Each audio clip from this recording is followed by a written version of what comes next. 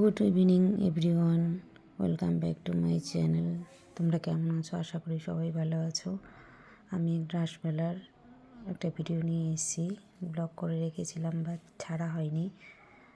একটু দেখো, রাস ঘোরাচ্ছি মদনবাড়িতে। আমরা এখন আছি সবাই, আমি মেয়ে রাস ঘোরাচ্ছি, আরও লোকজন ঘোরাচ্ছে। এই মদনবাড়ি এই রাস ঘোরানোর জন্য মানুষ দূর দূর থেকে আসে, সবাই রাস ঘোরানোর জন্যই।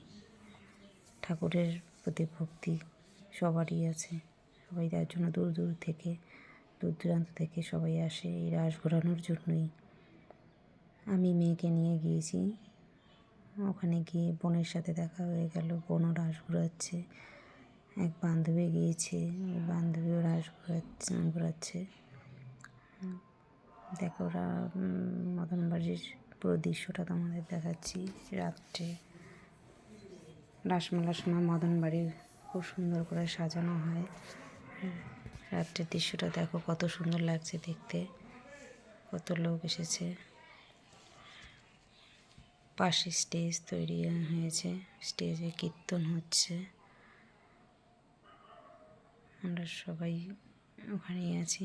দেখো, পুরোটা ঘুরিয়ে দেখাচ্ছি তোমাদের।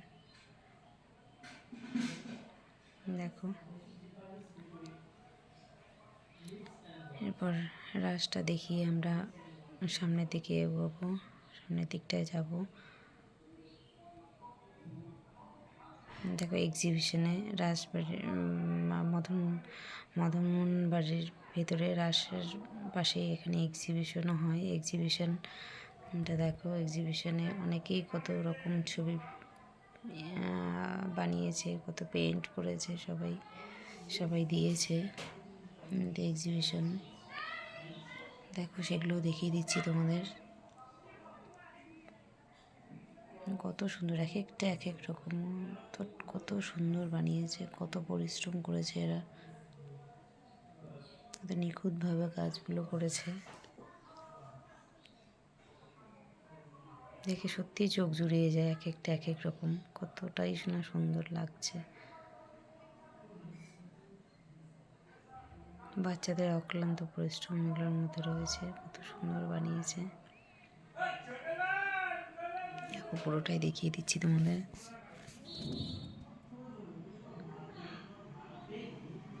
দেখুন, এরপর আমরা যদিও এখান থেকে বেরিয়ে সামনে থেকে এগোবো। চলো, এবার বেরোনো জায়গায় যে মেয়ে টিপ পড়লো, দেখো এইসব মূর্তিও রাখা হয়েছে। দেখো, সবটা দেখিয়ে দিচ্ছি তোমাদের। দেখো,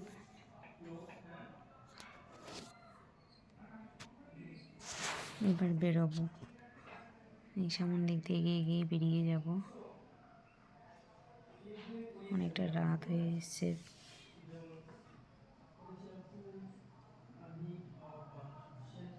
চলো, দেখতে দেখতে বাইরে থেকে বেরিয়ে যাওয়া যাক।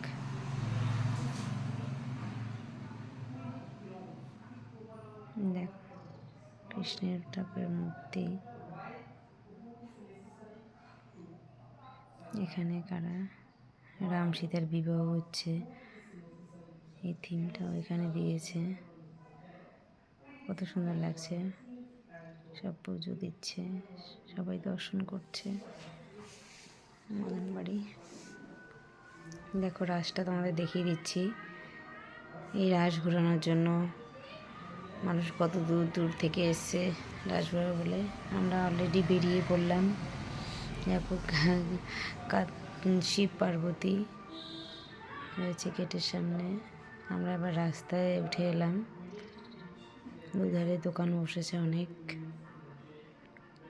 বিভিন্ন রকম দোকান। মেলার ভিতরের দিকে আমরা ঢুকছি। দেখো, সব আমার বান্ধবীরা রয়েছে, বোন, সবার সাথেই আমি বেরিয়ে এলাম একসাথে ঘুরবো বলে।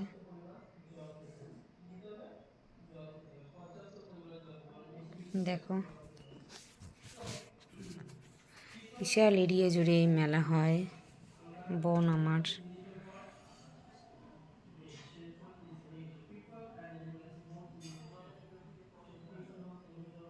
দেখো হাঁটছি, রাস্তায় দুধারে দোকান অনেক, আমরা এগিয়ে যাচ্ছি।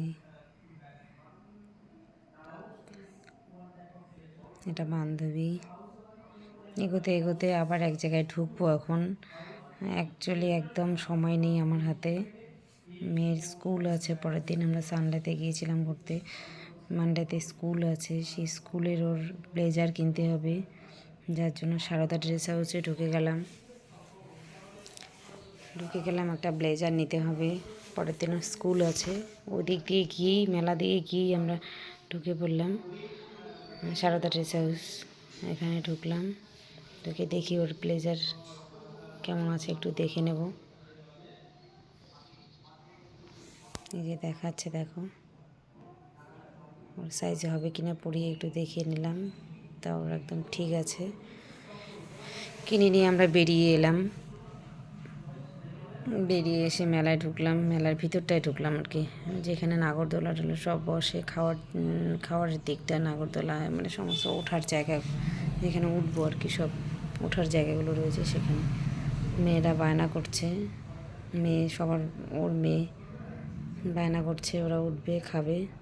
যাই হোক, কোনো একটাতে কিছুতে ওঠাবো, উঠিয়ে আর বেশি দেরি করব না, রাত হয়ে গেছে অনেকটা।